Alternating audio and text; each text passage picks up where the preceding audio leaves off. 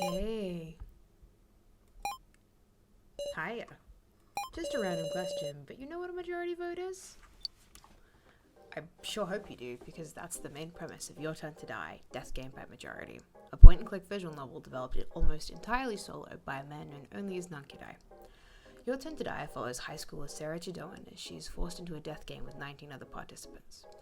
I was aware of Your Turn to Die for a long time, but only got around to playing it a couple of years ago, and have been thinking about it since. But why did a game with what should be such a simple premise capture my attention for 2 years? Well, I've had a while to think about it, and now I think I can explain it. Through Freud's theories of the id, ego, and superego, and wish fulfillment, I'll tell you why I like Your Turn to Die, and hopefully get you to play it as well. The game opens with an unsettling sequence of events at what should ostensibly be a normal high school, before taking Sarah to an isolated building full of an eclectic cast of people. With very little guidance, these participants are asked to coexist for a while, in relative peace.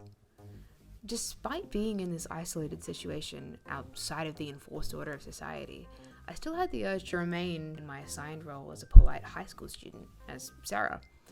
Even in a space where I could, and was given the option to by the game, behave in a crueler manner, I continued to act in accordance with what I thought was nice, or polite, which I'm sure my superego appreciated.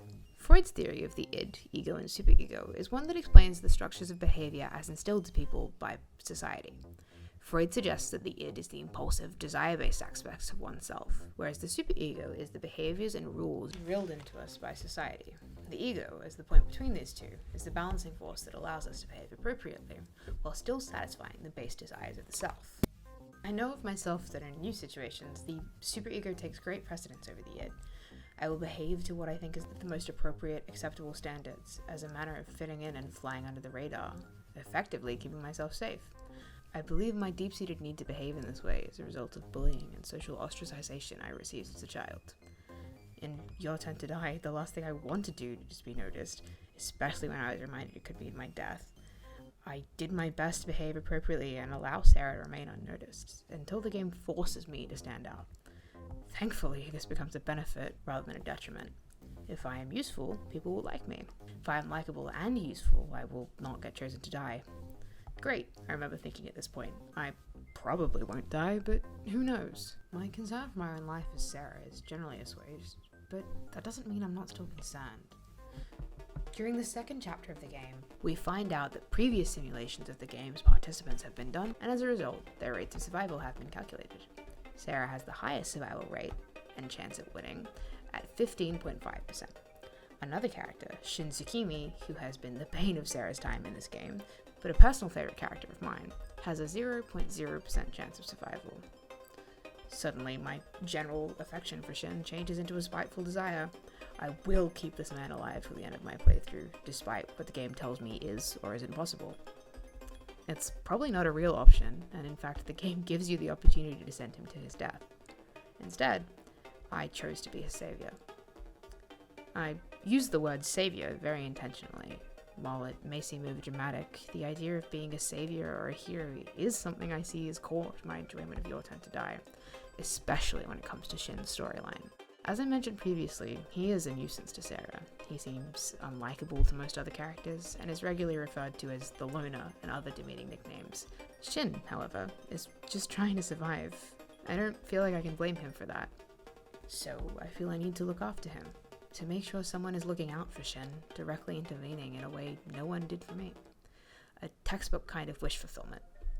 Freud says that the whole course of the history of civilization is no more than an account of the various methods adopted by mankind for binding their unsatisfied wishes. So, what better space to realize my desire for a savior than a digital space, where if I screw up, I have the ability to save scum? When I was bullied, I did tell people who I thought could help. I asked for a savior, but they didn't help me in a way that stopped it. I came home crying every day for weeks or even months, unsure of what I did wrong. I clearly remember celebrating my 9th birthday after walking home from school in tears. Research suggests that the people who are bullied carry the traumatic experience of it for years afterwards, potentially the rest of their lives. I'm 21 now, and fighting for a 20-something-year-old man in a video game to not emulate the same experience as me. Your Turn to Die isn't fully released yet, so my desire is unfulfilled, and has been so for over a year. I still think of Shin often, and how much I want him to survive to get to the end of this game. Maybe he'll get the happy ending I feel like I had to work years towards. I don't know. Not yet, anyway. But I think these ideas of who can survive and who deserves to pose an interesting moral question. One that will keep me coming back again and again to Your Turn to Die, Death Game by Majority.